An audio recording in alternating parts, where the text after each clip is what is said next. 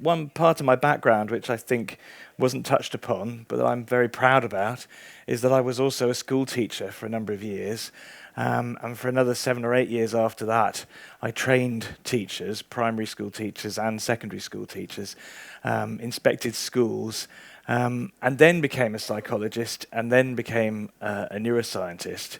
But all the time, very much being concerned in my thoughts and in my feelings about the importance of education, and still what happens in the classroom is the thing which is of most importance to me, even though I spend most of my time now doing research. Some of that research is in the classroom, some of that research is using neuroimaging, looking inside the brain.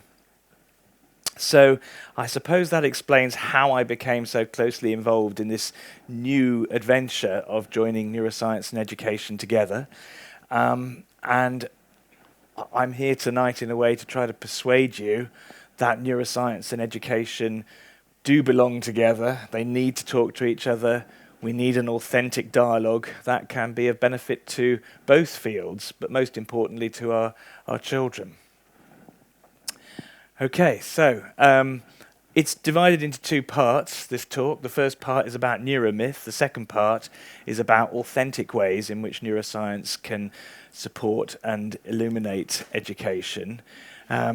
And these are my two basic arguments, really, that if neuroscience does not get involved with education, and if educators do not learn about neuroscience, we're going to have more neuromyth. So an important part of having an authentic dialogue is to get rid of the neuromyth. And the other important thing about a dialogue will be to introduce new ideas about how we learn, which can really make teaching and learning more effective and more productive. So let me say a little about neuromyth. It's not surprising that teachers are interested in ideas about the brain. We did this survey a few years ago. 90% of teachers think that it's important or very important in the design of educational programs. I think that reflects a natural enthusiasm, and it is natural, it should be natural, because teachers are the only professionals who on a daily basis are responsible for changing the function, the connectivity, and even the structure of the brain, because when you learn something and you practice something long enough, it actually changes the shape of the different regions of the brain. And there's only one professional who is responsible for doing that on a daily basis, and that is the teacher. So it is natural that teachers should be interested. But of course, that also makes it possible for that enthusiasm to be exploited, and sometimes for misunderstandings to occur. So in the Nature paper that I published recently, we put together a whole series of data that we collected from different countries to find out how widespread some of these neuromyths are. And all of these things on the left-hand side here are false. And this gives you the distribution of how many teachers in these different countries believe in them. And you can see that we only use 10% of our brain. That's almost half of teachers in all of those countries. But of course, we use all of our brain all the time. All of the brain is processing. And if you ever have a part of the brain which is not functioning, then you have a serious medical condition. This, however, is probably the most virulent and in a way one of the most damaging ideas in education, that we have a method of categorizing learners in terms of a particular learning style, and if you teach to that learning style, then they are going to learn more efficiently. We do have methods of categorizing teachers. In fact, there are over 80 different surveys that you can download from the internet or you can buy. These self-report surveys that you give to the student, and they fill them in and they find out that they are a visual or auditory or kinesthetic learner. They are growing all the time. The latest one is how much of a boy learner you are or how much of a girl learner you are, how male or female your brain is, irrespective of your gender. And then once you've filled in that survey, there are a variety of products that you can buy which are going to support your learning. Now, unfortunately, none of these inventories, none of these surveys have ever shown themselves to be effective in terms of educational research. That's what the educational research says. There's no educational benefit in knowing somebody's learning style of any type. And the psychological experiments that have been undertaken have confirmed that, and even shown that there's sometimes benefit in receiving information in a style that is not your preferred learning style. The neuroscience tells us that the brain is so interconnected that such an idea of categorizing people in terms of left or right brain or visual, auditory, kinesthetic is a bad starting point. Right, in terms of the biology, it doesn't make sense. Nevertheless, we also have other learning styles like down here, hemispheric dominance, left or right, helps explain individual differences. Whether you're left brain or right brained is another very popular idea, which doesn't really help you as an educator. This is from Brain Gym, the idea that if you carry out coordination exercises or if you rub your brain buttons, it's going to integrate your left and right hemisphere.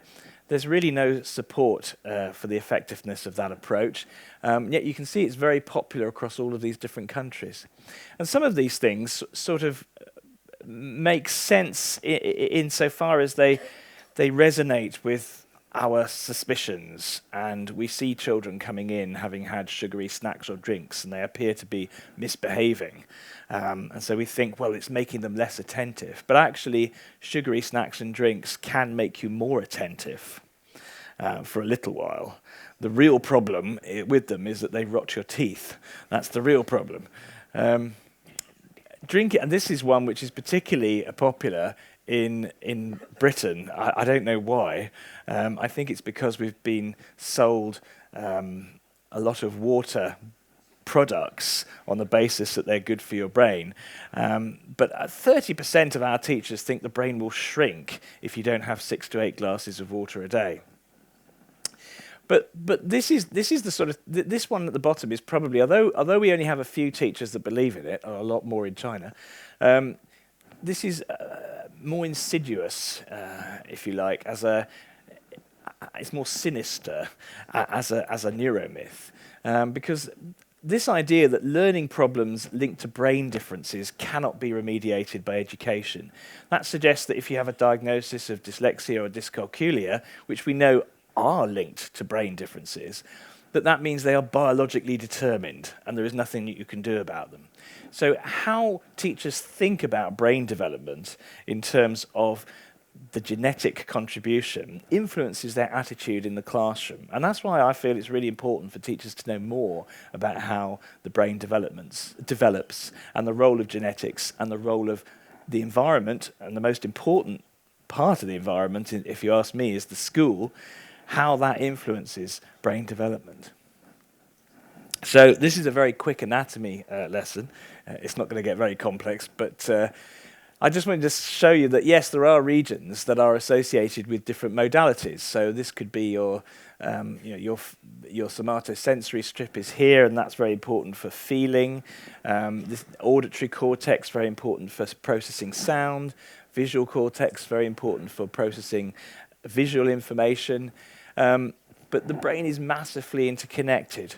So if you see a picture of a bell, your auditory cortex activates because you're almost imagining that you're hearing that sound, maybe. I don't know, but it's very interconnected. It's very difficult to talk about how one brain region operates completely independently of other parts of the network that it's connected to. And all the brain is active all the time. And if you take a slice through the brain, what we call a sagittal slice through the brain, and you have a look inside, you'll see that there is a very familiar tripartite structure. It's familiar in the sense that if you look at other brains, you'll see very similar 3 partitions to the brain: the forebrain, the midbrain, and the hindbrain. There is another myth that these parts have developed through evolution, so that if you look at reptiles, they don't have this sort of cortex, and therefore we call this the sort of reptilian brain. But actually this is not true. The invertebrate brain has had this tripartite structure for 500 million years, ever since fishes evolved. And actually the midbrain, for example, and the hindbrain, is very it's very connected to the forebrain in a sophisticated way. And when you make decisions, for example, whether you're going to a restaurant, you might be looking at the prices and doing some difficult calculations, and maybe that's going to take some parietal cortex or whatever. But actually, your reward system, which very much depends on the midbrain, is going to be activating as well, and it's very important for you making those higher level decisions. So, and the other thing I wanted to show you here is that the corpus callosum connects the two hemispheres together. So this idea that you could be left-brained and you just use the left-brained is really artificial, because both halves of the brain are talking to each other through this information superhighway all the time. So what's good and bad for brains? There's a lot of discussion on this, and there's a lot of products that are sold us on the basis that they're good for your brain. We have a lot of newspaper articles in our country about the importance of water. And in fact, in one brain-based book, they encourage children to sing to the tune of Frère Jacques, which I'm not sure I can do with this throat, but you're encouraged to sing, let's drink water, I love water, it gives me energy.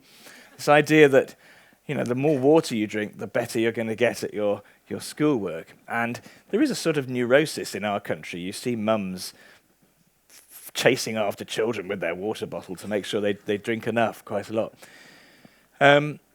Well, it is true that 80% of our brain is water. It's true that mild dehydration can decrease your ability to think, that drinking too little water can be dangerous and even result in death, and that people do feel more attentive after a drink of water.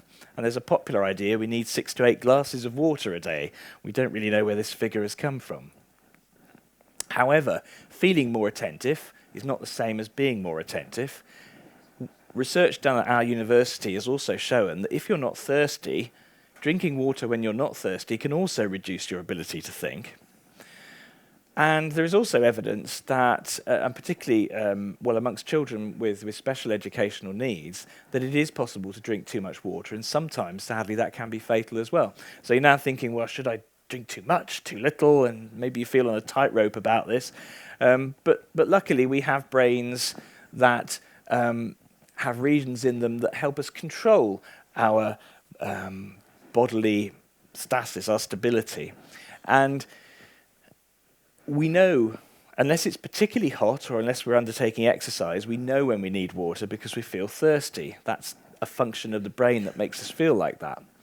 In fact, it's very difficult to find evidence of where children have voluntarily become dehydrated when there is water actually available to them. And it is really important that children have available a good quality source of water that they can draw upon.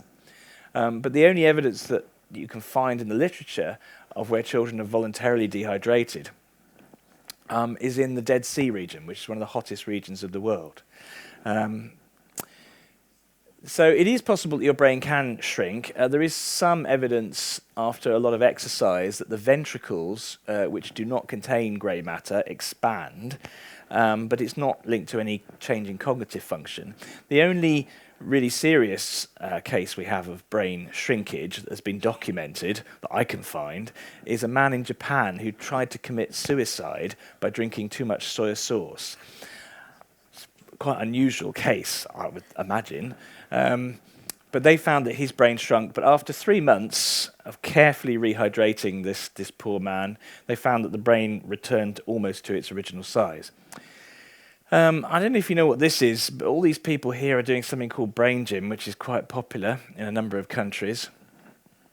These sorts of coordination exercises, actually there's a lot of programs that use these sort of coordination exercises.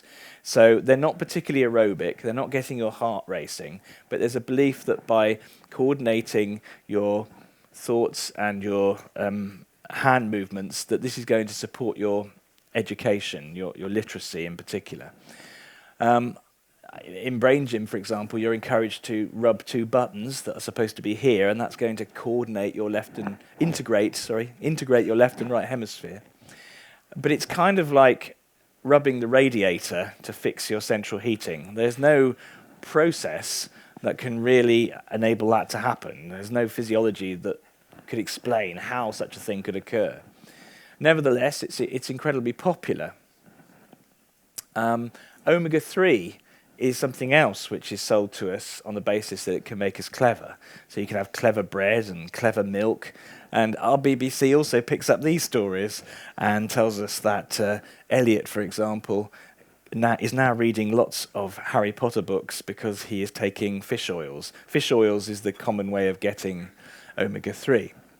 And there's a lot of circumstantial evidence to show that omega-3 is very important for us, but unfortunately that evidence is more about before birth. So mothers who eat a lot of fish can produce children with higher IQs, but that's not the same as meaning that if you take these supplements, it's going to make you more clever, because it takes a very long time to reach your brain.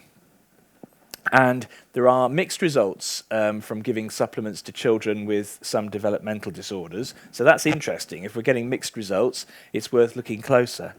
But amongst the general population, amongst those who are not diagnosed with any particular disorder, there are very little effects. I mean, it's very difficult to find any effects that could confidently tell you that you're going to be more clever if you take more omega-3, sadly. And of course, a lot of these things are very attractive because they're so easy to do. It's wishful thinking, and we're attracted to things that are easy fixes. Learning styles, again, and I've talked about this already, very popular amongst teachers, no evidence for educational benefits, despite many, many studies. No basis in neuroscience, and the scientists have really declared that this is wasted effort from the psychological studies that have been done. Caffeine, there is a myth that caffeine can sort of wake you up. Well, actually, if you're not a caffeine user, then possibly it can. But unfortunately, once you become a regular user of caffeine, it actually suppresses your cognitive function. And a regular user of caffeine includes children who drink only 2 cans a day of soft drinks. And sometimes they're colas, but there are other drinks that contain caffeine as well. And that means that if you're a coffee drinker, or if a child is drinking 2 cans of cola a day, that their cognitive function only goes up to normal when they've had their fix of caffeine. Okay, and the rest of the time it's actually suppressed.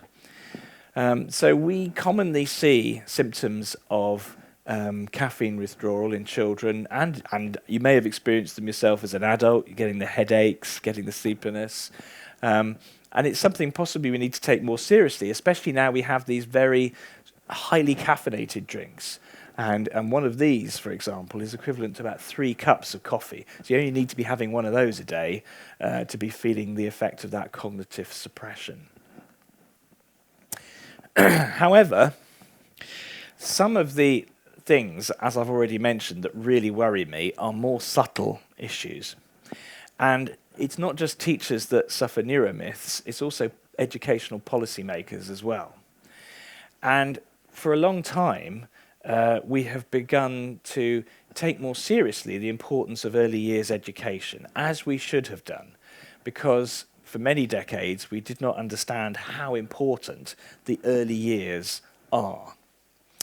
However, in the last 10 years or so, neuroscience has been used to make that case economically in terms of where funds should go. And sometimes the neuroscience has been used to produce very simple graphs like this about the return on investment in education. And what this graph is telling you here, this is the return per marginal pound, euro, dollar, whatever, and it's basically saying, look, after the age of 3, it's hardly worth investing in a child. Now that is not a good message. And you can see it very clearly, because what people are saying in this graph is, look, this is where we're putting our money, and this is the return that you get economically from an equation that is supposed to be based on neuroscience. And neuroscience cannot support that sort of model. The neuroscience that is being used draws on the idea of the sensitive window of development. Now, we do have sensitive windows of development. For example, Before the age of 1, if you have not heard particular sounds, you will find it more difficult to identify them and to learn them. So it took me a long time to learn Russian because there are sounds in Russian that I'd never heard when I was a baby, but I could do it eventually. So there are windows of sensitivity in terms of language development, but these windows that we know about involve quite primary function, such as perception and motor functions. And it is highly likely that there are also sensitive windows during adolescence, but these are going to involve much more complex functions. For example, identity seems a highly likely one. And we can see from the circumstantial evidence in the neuroscience that these windows are highly likely to exist, but we don't really have the methodologies and techniques to identify them. We've been more successful at finding these sensitive windows amongst younger children. So the message is that all of childhood, up until the late teenage years, is actually a special time for learning. And it is not possible to say that interventions should always be earlier. It depends what the intervention is and who the intervention is targeting. Generally speaking, if you're talking about cognitive function and children who are disadvantaged or children who are suffering a developmental disorder or have difficulties, then that is probably a good time to be doing an intervention. But other interventions, for example, risk-taking, which can be a serious problem amongst teenagers, doesn't make sense if we're thinking about that as the earlier the better. It just does not work. So, it's very often here, you see this is a very influential think tank that advises our UK government. And they're saying the Heckman curve, to which Alan himself refers, shows that investment in life produces better returns. This curve shows that. No, it doesn't. It's just a mathematical curve based on some very somewhat superficial reading of the neuroscience. So we have to be careful about neuromyths in government as well as in amongst teachers and learners, I should say. And of course, this has been that curve has been incredibly influential in our policy making in Britain. This is showing you a riot that took place when they reduced funding for higher education in the UK, and the minister for the time told me personally that this graph here is very influential in the sorts of discussions that take place about these sorts of issues. So we have to be very careful about how we think about neuroscience when we come across an idea that claims to involve neuroscience. There is usually some fact. All of these things are true. Learners do benefit from receiving information in a range of different modalities. That's scientifically and educationally sound. It's not true they benefit from being being taught in their preferred learning style. It's true that language is generally left lateralized, so it tends to involve regions more on the left than on the right. But it doesn't mean that it's good categorizing children as left-brained or right-brained. It's true that dehydration can reduce cognitive functioning, but it doesn't mean that less than 6 to 8 glasses of water a day can cause the brain to shrink. I should say, by the way, that in situations of heat, and of course in Spain you have many more of those than we do, and also in situations where there's exercise, it is necessary to monitor children's drinking of water, and that's important. And in our country, school sports days are very often held in the summer when both of those things are occurring. But generally speaking, in our sort of climate, certainly in the UK, worrying about whether you're having 6 to 8 glasses of water is not really appropriate. Aerobic exercise is really good for the brain, but it's not true that rehearsing motor perception exercises are good. It's true that the younger brain is more plastic, so that's a very important thing to remember. But actually our brains are plastic all through our lifetime, and it is certainly not fixed at 3 years old. That is a myth, but it's commonly believed by many. So my idea about how these things form is that you often do end up with these seeds, these little scientific seeds, but you have these massive weeds that are growing up. And they are allowed to grow because we have this gap between neuroscience and between education culturally. That provides this fertile space in which these things can grow. And what forms in that space is very much influenced by our biases, including emotional biases because we just want it to be true, or our anxiety biases because we fear, for example, that technology is taking us over. So we develop myths sometimes about what Facebook is doing to our brains. But there is a warning here because neuroscience is very seductive. And this was a study that was done by Weisberg, and his team put forward explanations to people without any neuroscience in them at all. Some were good, some were bad. And you can see that they can rate them as good or they rate them as bad. We're looking at experts now, experts who really should know their stuff. And they have no problem distinguishing between good and bad explanations for an effect. And then they put in irrelevant neuroscience, and you'll see that the good explanations actually started getting rated badly because the scientists did not like irrelevant neuroscience in the explanation. But look what happens with the public and people who don't really know about neuroscience. They can also tell the difference between a good explanation and a bad explanation. But once you put in the irrelevant neuroscience, and this neuroscience has nothing really to do with the explanation, they just put in a brain picture or they refer to the frontal cortex, immediately these non-specialists begin to believe in this explanation. So neuroscience has the ability to sell explanations, and so we do have to be a little bit careful. And if you hear somebody say, oh, it's based on neuroscience, don't say, oh, wow, then it must be true. Always say, well, who says? Are they a neuroscientist? And you can follow that up with the question, well, where is it published? Because I'm afraid even neuroscientists, particularly when they're off record or they're just talking to a journalist, will sometimes say inappropriate things, particularly about education, I've noticed. So always say, are they a neuroscientist and where is it published? Are there any, can I take questions about that now? Or should I have, because I'm going to move on to the second part of the talk, and maybe you wanted to ask me about any neuromyths that you've heard, and you can say, is it true? Yes. Okay. So I've been asked about multiple intelligences. Multiple intelligences, the idea of multiple intelligences was created by Howard Gardner. His idea was to emphasize the multifaceted nature of human intelligence. And that's a good thing, and teachers like that idea. And maybe it's a good thing to emphasize how people are different and how people have different abilities, different special things about how they think. I don't think he ever intended it to be turned into a learning style. And very often you see multiple intelligences applied in this way. So the idea that we should think about intelligence in a very many different forms, I'm not particularly worried about. But when it starts being used as a basis for a learning style, then there just isn't the evidence to show that it can work. And I know that Howard Gardner never intended it to be used like that either. Yes.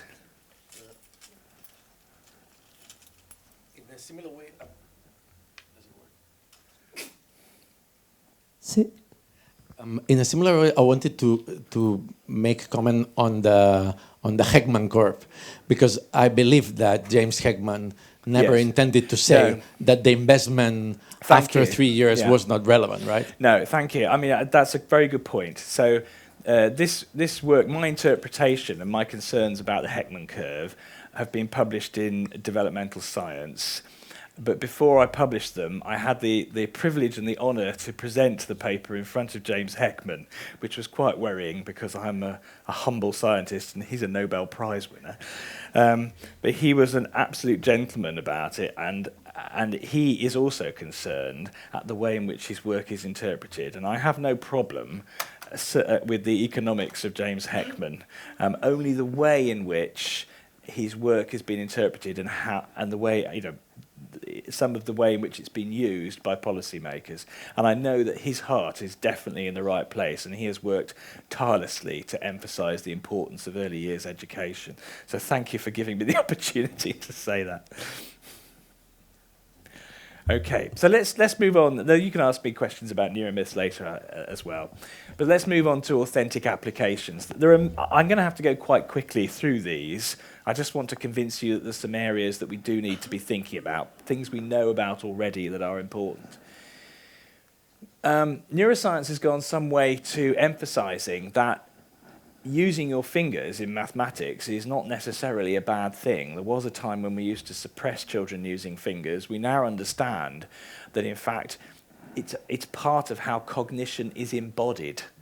We are designed to think in terms of action and in terms of our bodies. And it's not a coincidence that we work in base 10. We have 10 fingers.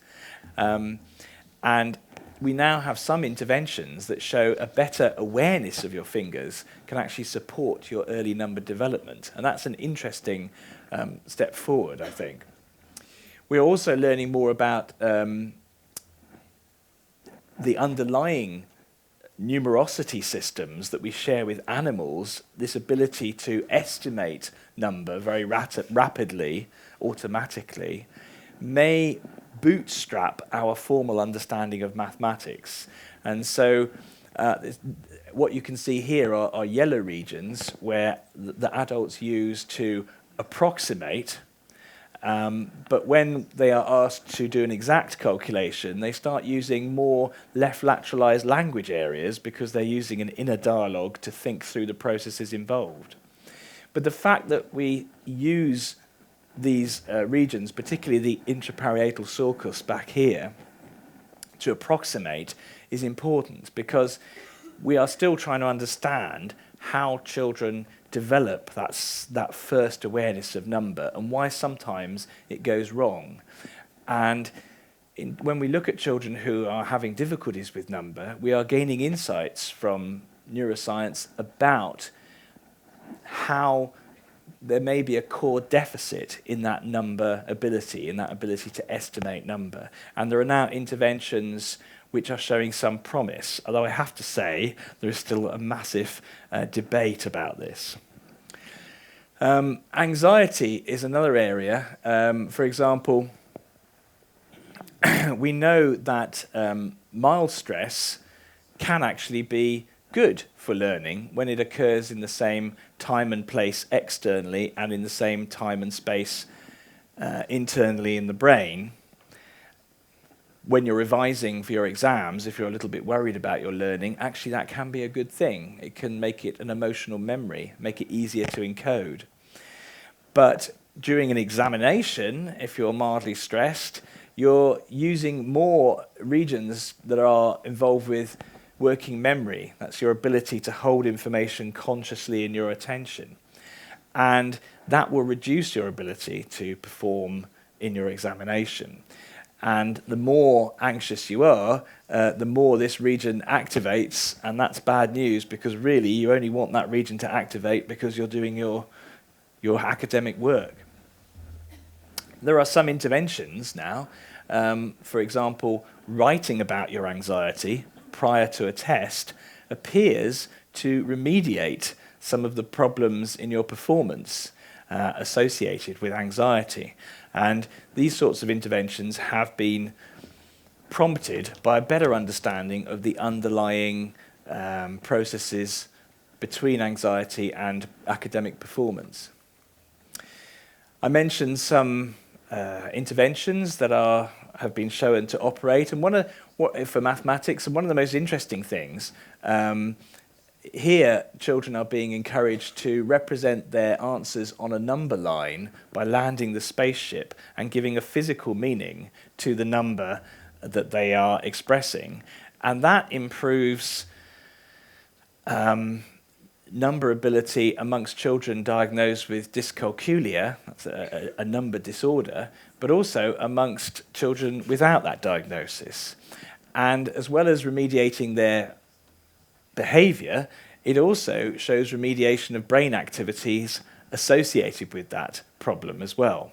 And so there's two important points here. Apart from having some ideas for new interventions with children, it also tells us that, well, it gives us some insight into the extent to which children with and without a diagnosis of a disorder should be categorized as qualitatively different, because actually, both for dyslexia and dyscalculia, the interventions that are being developed quite often work for all children.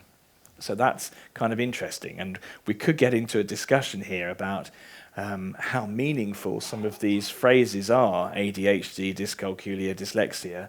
But from my understanding and my reading of the literature, I would say that there is very little neuroscience evidence or genetic evidence from the scientists to say that there is a qualitative difference in these behaviors. And sometimes we look at pictures like this and we say, oh, look, the children with and without dyscalculia have different brain activities. It must be a biologically determined disorder. But no, actually, these sorts of neuroscience studies are showing us how plastic the brain is and how influenced it can be by the correct intervention. In reading, we used to have dual route models whereby you would either use a visual system or you would use a phonological system to read. We understand more that the different ways of coding sound and letters and spelling are all interrelated in a very interconnected manner, and all are likely to be firing simultaneously and informing each other, because the brain is a massively parallel system. So the reading systems are distributed, they contain some redundancy. It gives us some ideas for interventions as well, understanding the different types of coding that have to occur. And excitingly, we find that we can use neuroimaging to explain how interventions operate, a little bit like the mathematics study. We can see this one using a game called Graphagame, which is encouraging children to link graphemes, the written form, to the sounds. That after playing the game, they are better at their phonological decoding, and also, again, we see the brain activity is also becoming remediated. And we almost have a neural marker for the amount of improvement that we see in the behavior, suggesting that neuroimaging might become part of a design process for developing educational interventions. But we are also reminded of the many different components that are involved in reading and the importance of having multi-component interventions and the possibility of identifying individual differences in children's reading abilities that might help tailor those interventions to specific children. Exercise, now I've already said that aerobic exercise is really important, and I think this is possibly one of the most undervalued and underrelated pieces of knowledge that we have. There are many different attempts being made to improve executive function, but one thing that does seem to work is exercise. Schools often justify exercise because it's good for your health, it's good for team building, but actually you can justify it in terms of academic performance because it improves your ability to think. And when we look at differences in brain activities of people who are fit or unfit, we see differences, for example, in the anterior cingulate. The anterior cingulate is a very important part of the brain for paying attention. You are likely to be paying attention more if you do regular exercise. And in fact, in this intervention here, we can see when we compare physical exercise with listening to an audio book, these teenagers did 30 minutes a day, and their response times are much faster after doing physical exercise. The executive function has improved. And we can also see well-established effects. For example, 3 minutes of intense running, 2 bouts of 3 minutes of intense running can improve your memory for information that you receive afterwards, both in the short term, the medium term, and the long term. And those different types of memory are associated with different types of process in the brain, and we have evidence for understanding and explaining how that comes about. We also, exercise is one of the issues with teenagers, but there are many other issues as well. We're beginning to understand the teenage brain is is not like a child's and it's not like an adult's. It actually has its own stage of development. Excuse me. I think I'm all right, thanks. And one of the things that occurs during adolescence is there is a change in circadian rhythms. And that means that there is some biological excuse for children wanting to stay up later and being more sleepy in the morning and not wanting to get out of bed. But of course, it's not that simple, because there are also a lot of changes in terms of the amount of freedoms they have. They become much more interested in their friends and their opinions of their peers. But together, we certainly do have often a sleep problem with teenagers. And there are issues, there have been various attempts to try to remediate this. And there are quite a few interventions in our country going on now under the name of neuroscience and education that are funded by the Wellcome Trust, which is a neuroscience funder, and the Education Endowment Foundation, which is an education funder. And one of them is on sleep. So they're actually allowing a large number of teenagers to sleep in late before going to school to see if it improves their grades. Now, they've tried this in America, and they've shown that you get less sleepiness and you get better attendance. We're still waiting to see whether it actually improves academic grades or not. We will have to see. But the two things which really contribute to a lack of sleep, other than circadian rhythms, that we know about with teenagers are technology and caffeine. And quite often those are combined together. And attempts to try to do something about that have included a more cultural approach. So, for example, getting the friends involved, getting the parents involved, conversations, phoning up home to make reminders, these sorts of things. When you just educate teenagers about sleep, they learn an awful lot about sleep, but they don't change their behaviour, it appears. Oh, and I should say, the reason I put this here is to remind me to say that sleep is not just about avoiding sleepiness the next day. If you lose sleep, you will remember less about what you learn tomorrow because you'll be more tired, but you will also remember less about what you learnt today if you miss your sleep tonight. Because during sleep, you consolidate memory for the experiences you've had during the day. So it's a double penalty. So sleep is really important for learning. It's complicated, though, and I wanted to show you this study, which I think is a great study, but we could really do with more of them, because it raises a lot of questions. 13 to 14-year-olds between 6 and 7 o'clock were allowed to do one of three things: play computer games, watch television, or do nothing. And then they were asked to do a type of homework where they had to remember some material. And what we find is that slow wave sleep, which is supposed to be the important type of sleep for consolidating memory, is greatest for no technology, less for watching television, and least for playing computer games. But notice this is between 6 and 7 o'clock. So if my children are only playing computer games between 6 and 7 o'clock, that's a good evening in my house. So I was quite shocked by this study. My worry is when they're playing computer games at 9 o'clock in the evening or 10 o'clock, but presumably that does much more damage. But also their memory loss corresponds to the amount of slow wave sleep that they lose. So least memory loss for their homework if they're not doing any technology, more memory loss if they're watching TV, and most memory loss if they're playing computer games. So all sorts of questions about this. What sort of computer game? Does it make a difference? What would happen if they played it for longer? So, involvement of sleep education interventions are beginning to show some promise. But really, we need the engagement of social scientists in this because we need a cultural change. Now we're beginning to understand the neuroscience, the natural science. We need the social sciences involved to help us develop better interventions.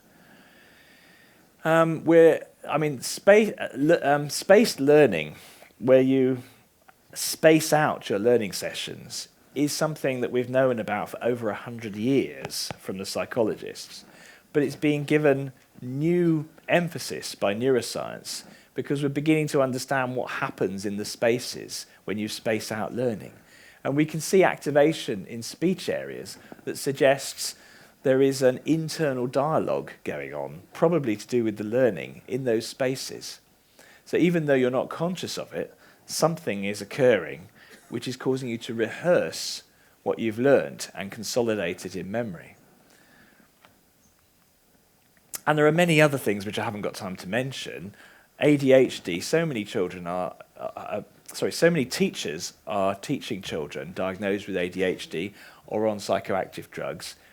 Those teachers, I think, need to know about the brain basis of ADHD and what those psychoactive drugs are doing in order to better integrate and relate to children in that situation.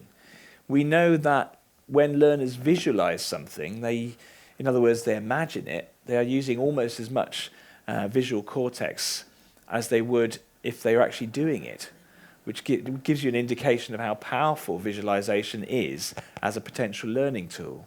Working memory training and brain training of executive function, a really interesting area.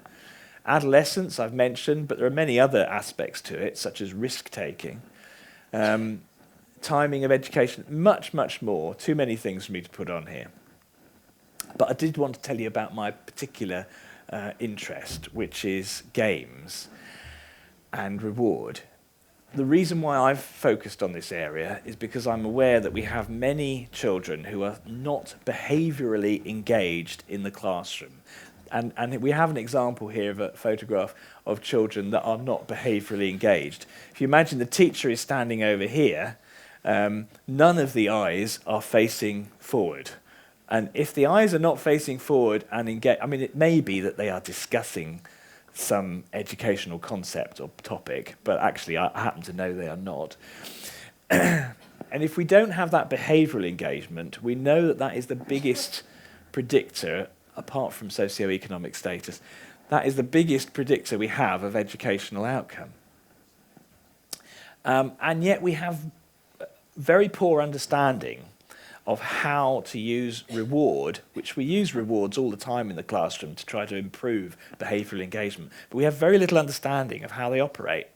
I mean, this is one of the most recent studies that was done, it was evaluated at the University of Bristol, where children were offered cash rewards for good examination grades. And it had no effect on the GCSE grades at all, which if you're a parent, maybe that's a good thing. Otherwise, I'd feel a terrible obligation to offer my children lots of money. But it also demonstrates that we don't really understand the relationship between offering rewards and getting academic results. But look at this lovely relationship. This is remembering information. So it's a type of learning, but actually there's good evidence to think that it's not just about remembering facts, but learning increasing as this area of the brain, the ventral striatum, increases its activity.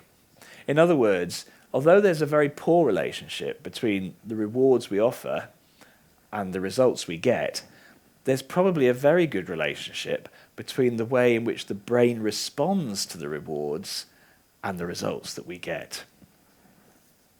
So what we need to understand more about is the way in which the brain responds to rewards. And there are ways that we know we can increase that. For example, when you're playing video games, there are very big increases in that part of the brain, big increases in activity. And the sorts of increases in activity in the reward system that we see when people are playing video games, it's comparable to taking methylphenidate or some amphetamine drugs. And that may explain why, and this is a very old statistic, so forgive me, but I haven't got a more recent one, but back in '98, 1 in 5 teenagers were potentially addicted to video games because they are so massively engaging. Why are they massively engaging? Well, one of the reasons may be that they offer a very rapid schedule of uncertain rewards, rewards that are mediated by chance. And let me try to explain the significance of that. This monkey has been trained to look at different visual patterns, and we are measuring the dopamine uptake in the midbrain region. Some of these visual patterns it's seen before, and some it's never seen before. And sometimes, when it sees a particular type of visual pattern, it knows it's going to get a reward because it always received a reward when it saw that visual pattern in the past. So that is 100% probability of 1.0 when it sees a reward that has always been, when it sees a pattern that has always been associated with a reward. When it sees that pattern, it gets a spike of dopamine. But when the reward actually arrives, you can see that's the reward arriving there, there's no increase in dopamine because reward response is all based on expectations. So it sees the reward and it sees the pattern. As soon as it knows it's going to get the reward, that's when you get the response. That's when you get the midbrain dopamine uptake. But you don't see it when the reward actually arises. Now, you take this pattern down here. This pattern is not associated with reward at all. So when it appears on the screen, there's no spike of dopamine. But when a reward arrives unexpectedly, you get that spike. Oh, yes, I do want that. Thank you very much. Because this signal is all about wanting something. It's not about pleasure. It's about wanting. And yet, the most interesting thing is when it sees a pattern that on half the occasions has been associated with a reward and on half the occasions has not. Then, this is an uncertain reward, then it gets a spike of dopamine as if it knows it's going to get the reward, and then the dopamine ramps up until the outcome is known. Now that means if you integrate over time, there is more midbrain dopamine for uncertain reward than either totally expected reward or totally unexpected reward. So uncertain rewards stimulate the reward system much more. And yet we don't really do that in schools. Most of the time we like children to know they're going to get a reward if they do the work. So we tried this out in various different ways, offering uncertain rewards. Now what do I mean by that? I'll give you an example. If I give you a question, I could say if you get this correct, you can have a point. But in these types of intervention, I'm actually saying, no, if you get this correct, we'll spin a wheel or we'll toss a coin. And if it's heads, you get 2 points. And if it's tails, you get no points at all. That appears to be more motivating than if I just offer you a point for a correct answer. And we've actually been developing this approach with teachers. We've been testing it out. This is quite interesting because this is where we tested it out with adults. And what we found was that not just seeing the coin being tossed gives the emotional response, but also the answering of the question. There is a greater emotional response when you're answering the question in that context, in a gaming context, with uncertain reward, than certain reward. In other words, the uncertain reward transforms the emotional experience of tackling the academic task. Now, we were worried about this because we thought the children would be saying, well, this is really unfair because suddenly a child's achievement in terms of the number of points is no longer completely predicted by whether they get correct answers or not. So we thought they'd be saying, oh, this is really unfair, but they didn't. In fact, there were no questions about fairness. It was really about sport talk. So if the children were not doing very well, and remember you need learning and luck to do well, but if they're not doing very well, they would say, well, we're just really unlucky. But if they were doing well, then they would say, well, we're absolutely brilliant. So they would take attribution when they'd done well, but were able to dismiss the issue when they'd done badly. And that meant that they maintained their motivation throughout the lessons.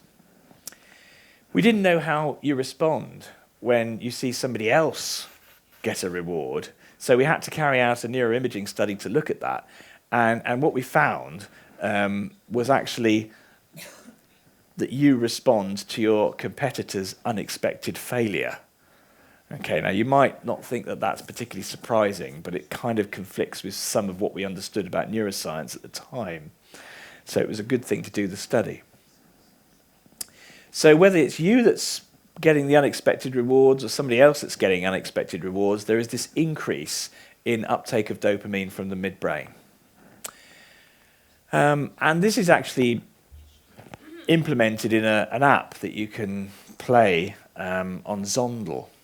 So this is, at the moment, it's free, although I've got a horrible feeling they're going to start charging soon. But you can play this with your students, and the students can respond using mobile phones, and it allows the teacher to remain at the centre of the classroom whilst all the children using laptops, iPods, or anything connected to the net are all responding together. Now, of course, just that connectivity can be very helpful in terms of learning because all the children are getting feedback on their answers. But also, they've got this uncertain reward, which is making the whole experience a lot more emotional.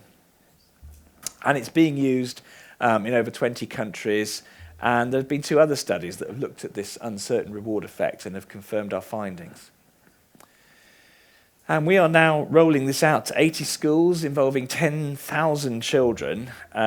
Children will be experiencing a game-based approach for the whole of Year 8. That's between the ages of between 12 years and 13 years old.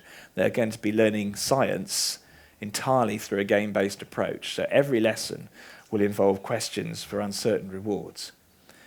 And it'll be interesting to see what happens. This is almost the final slide. I just wanted to show you that we are still carrying on with the neuroimaging research. And we've taken the conditions that we are looking at in schools. We're looking at the game-based condition for uncertain rewards. We're looking for a test-based condition using certain rewards. And we're looking at just normal teaching. And we've taken those sorts of conditions and we've been looking at them inside a brain scanner. And what we've found is that the more you gamify learning, the more you turn learning into a game, the more you get deactivation of this network. This network is the default mode network, and it activates when you start thinking about yourself or when your mind is wandering. So if I'm not keeping your attention and you're thinking about what you might be doing later, your default mode network is activating. But if I'd been performing this lecture more as a game, then that would have been less activated and your attention would have been more external. And we actually found that the more our participants deactivated their default mode network, the more they learnt. And there was much more deactivation in the gamified conditions, in the conditions that were a game. And that is currently under review for a journal called Frontiers in Psychology. This is a huge issue because the language, the concepts, and the perspectives and the professional goals of neuroscientists and educators are very, very different. So that's why I wrote a book about it in a way. So maybe I could have written that book more clearly now because that was 5 years ago, but I still think that was me in a way trying to work through the issues that are involved. And I think we do need people who are trained in both areas. We need hybrid professionals. So we have started a master's in neuroscience and education, an MSc at Bristol. There is also now one in London. But I also know that there are initiatives that are going on here in Barcelona, which are very exciting. And so locally, there are attempts to bring neuroscience and education together. And so I'm wondering if actually Diego should be telling you about those and encouraging neuroscientists and teachers to get involved with that network. You know, we have people who are making a lot of money out of brain-based ideas that are very loud, very present in the discourse, but actually it's where authentic neuroscientists are talking to teacher trainers and to teachers that we are getting a joint discourse that is meaningful. So there are now some books that are available. For example, Neuroscience and Education, The Good, the Bad and the Ugly, which is a strange book, strange title, but it's a good book. It has lots of good stuff in it. There's the book that I've written. There's a book by Sarah Blakemore and Uta Frith, The Learning Brain, which is very good. And there is at least two journals. So we have the Journal for Mind, Brain and Education, which it was Kurt Fischer. Now there's somebody else doing that. But so we have some authorities in terms of places you can go to which are publishing, which are worth reading. And we also have some networks internationally, International Mind, Brain and Education Society that publish, but also locally. And I think the local is really, really important because actually educators need to make sure that their issues, the things that they are worried about, are really central in the discourse. And those vary from one country to the next. So the message from Neuroscience for Education in South America, where this is also happening, is very different. They have very different needs and issues compared with Europe. In terms of my approach, I believe we need to have interdisciplinary research involving educators and neuroscientists all the way through, from formulating the research question to doing bridging studies, to doing, formulating the question, scientific studies using fMRI or neuroimaging techniques that give us scientific insights that are closer to what educators need, the questions that educators have. We need bridging studies to look at the meaning of those concepts in the classroom, and then we need practice-based studies to develop best practice in the classroom. And all of those require different types of technique, from natural science methods through to more experientially based action research type methods. Action research, neuroscientists haven't got a clue what action research is, but it's very, very important in education for developing good practice. And we need to combine all those together. And even at that stage, it's important to have the neuroscience involved, because you will be generating the concepts to communicate and transfer what happens in the classroom to other teachers, and it's important that there is a monitoring of that to make sure the concepts don't come off the rails. And I've been able to do that to some extent with creativity, which I haven't been able to talk about because we haven't got time, to a greater extent with game-based learning. Just really as a model, that was one of the reasons why I did it, to show that it could be done. We've got all of those studies in there. It's a long process. It's not a short journey. It's a long journey. But that's really what we need. However, there are still some immediate things that we can do, and one of them is to get rid of the neuromyths. So as well as some interventions that can be used in the classroom now, and game-based learning I think is one of them, there are also this issue of getting rid of neuromyths, and those things can happen right now. Well, so my intervention very much uses technology. In fact, we introduce it to schools as a technology-based intervention. I think because technology is moving very quickly and neuroscience is moving very quickly, my feeling is that it's going to be technology-based interventions that take off first in this area. Because of the culture of technology and the culture of neuroscience, I think they are more easily combined, and also because much of what we know from the neuroscience is done using technological platforms. So in a way, it's easier to transfer the concepts. So does that answer those questions? Please, do remind me if I've missed something. Farem una segona ronda de preguntes, si de cas, per donar una mica més per aprofitar el temps que ens queda. Flipped classroom.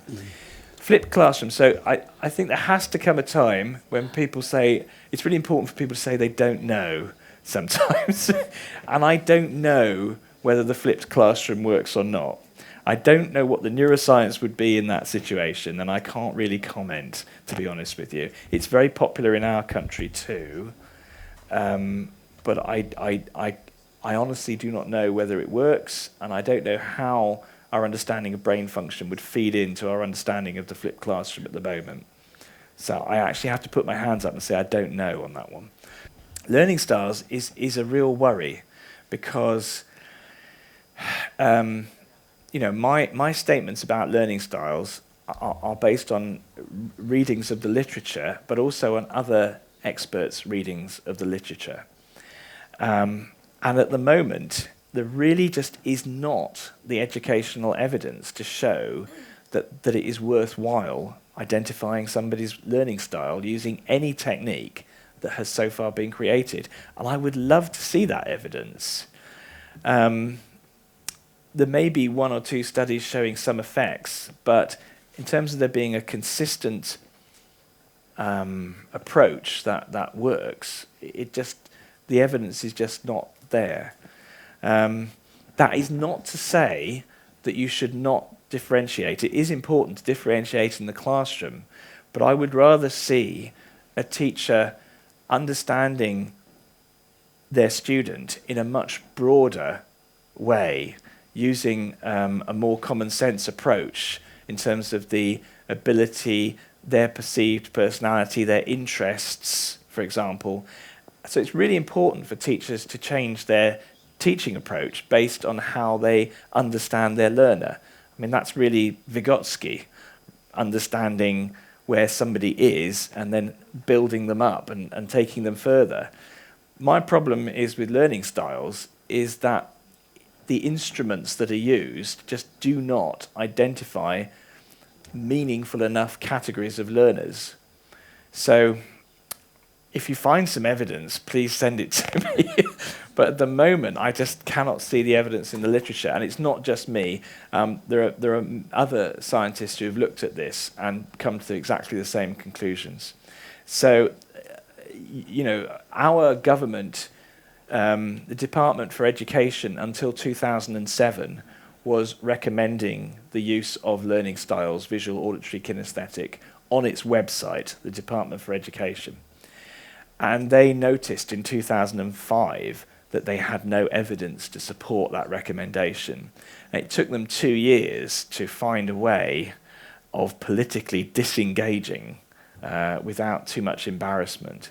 But now, that disengagement has been made. But it's true that around the world, teachers, governments have accepted this because it's easy. It seems to make sense. You sort of think, well, if I know something about the learner and I know what they prefer, I teach that preference, it should make a difference. But there's not the evidence. So I'm sorry, but I would robustly stick to my position on that. But I'm interested always to look at other evidence if there's new evidence. Our preliminary research in actually developing the gaming was based on a more action research approach, whereby we were working with quite small classes and just trying to change things to understand how it operated. And in those days, we were going from one subject to the next. We actually started with literacy, with special needs group, with low ability literacy, 13, 14-year-olds. But then moved on to history.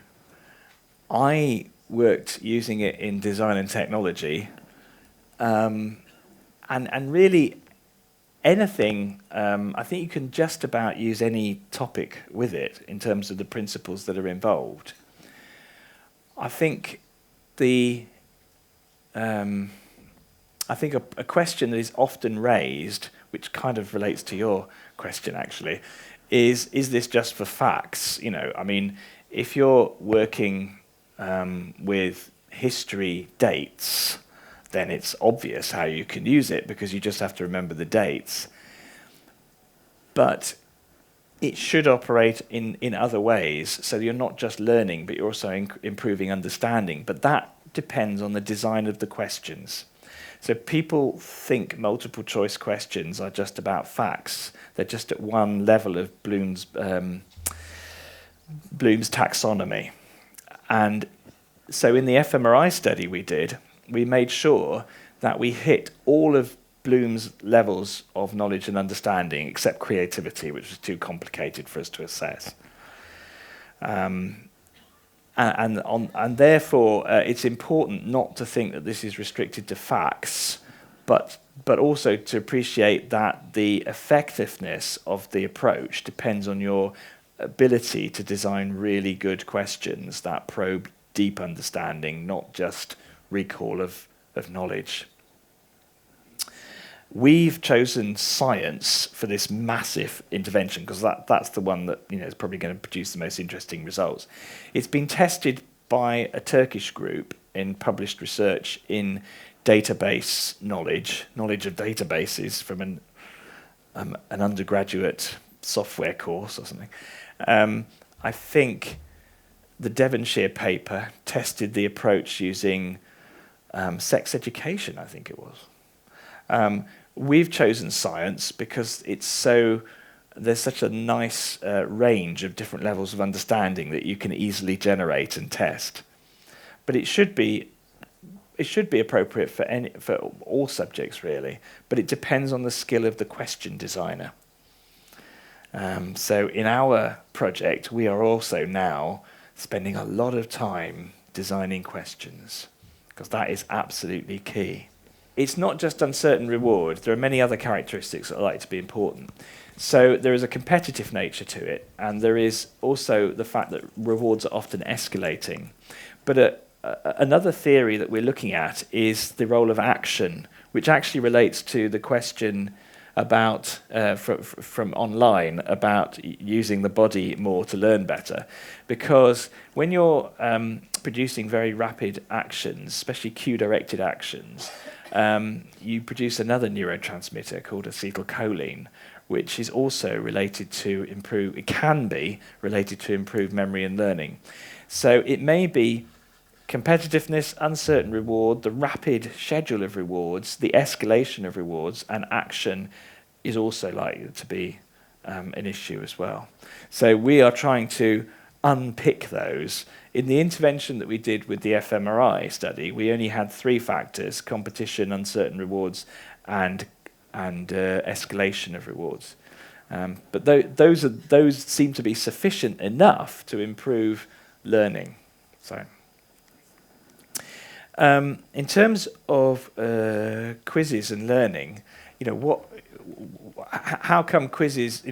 How can we be sure that quizzes are not just? How can we be sure they're actually doing anything in educational terms?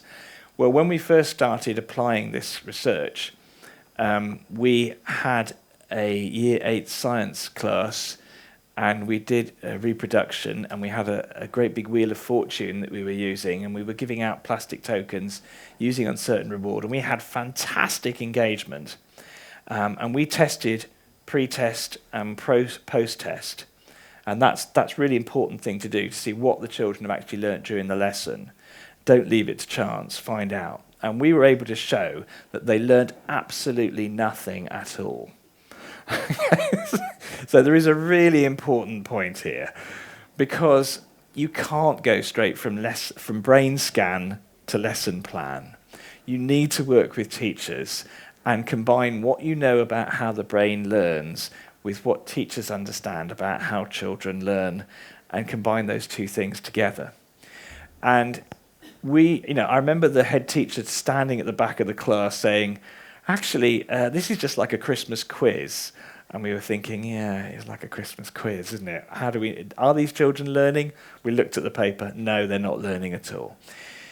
What we needed to understand was you have to exploit that window of excitement. So there is a stage during the game that's built into the game. So you know when they have answered the question, when they've made their decision whether to game, and they're waiting for that wheel to spin, they're waiting to find out if they have the answer correct as well, that's when their dopamine is ramping up.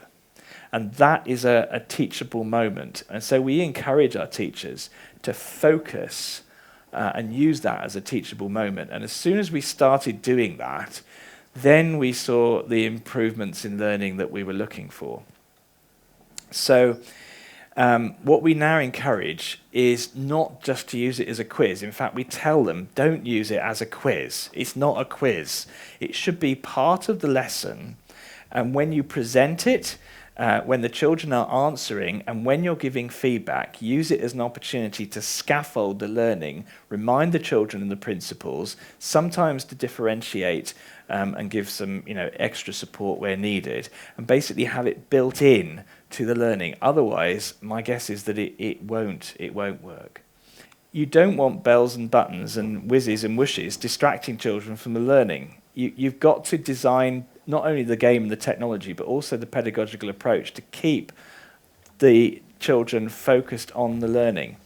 And it certainly is a reworking of teachers' expertise and what they understand about learning. That is the name of the game. It is not about providing... Neuroscience is not going to provide a simple technological solution that replaces any of that. In fact, it's going to make it more difficult. I can promise you. Yeah. But it's worth doing, I feel. But there's no shortcuts in this at all. So we're putting in, and it's very difficult because we're putting in a lot of time and effort into working with teachers to try to develop ways of transferring this expertise as quickly as possible. But we know teachers have very, very little time to do it. So we're coming down to using sort of 20-second videos. No, just 20-second videos, because they haven't got time to sit there for 30 minutes. That is a big part of the challenge. I think one important thing that neuroscience can contribute is a greater awareness of the significance of emotions in the classroom. That's really important. Social learning, interestingly, because of the rise of social cognitive neuroscience, we have a better understanding of the reward response that you feel, the response to the brain's reward system, around agency, taking a choice, other people's company, sharing attention is a really important thing that we are gaining insight into. The difference between intention and engagement is that attention may orientate children towards the board, but it's not what we were talking about, encouraging that deeper processing and scaffolding of children's learning. That has to come from the expertise that we've already developed within education that the teachers hold, and that's why the expertise of teachers needs to feed in to this new venture. Embodied cognition, fascinating area. I think mirror neurons are likely to play a role in our understanding of that. Although there's been a lot of hot air about mirror neurons, actually, whether they are learnt or whether they are not learnt, the way in which we respond to another person's movement seems very significant in understanding their communication, and I'm aware that I'm doing that now.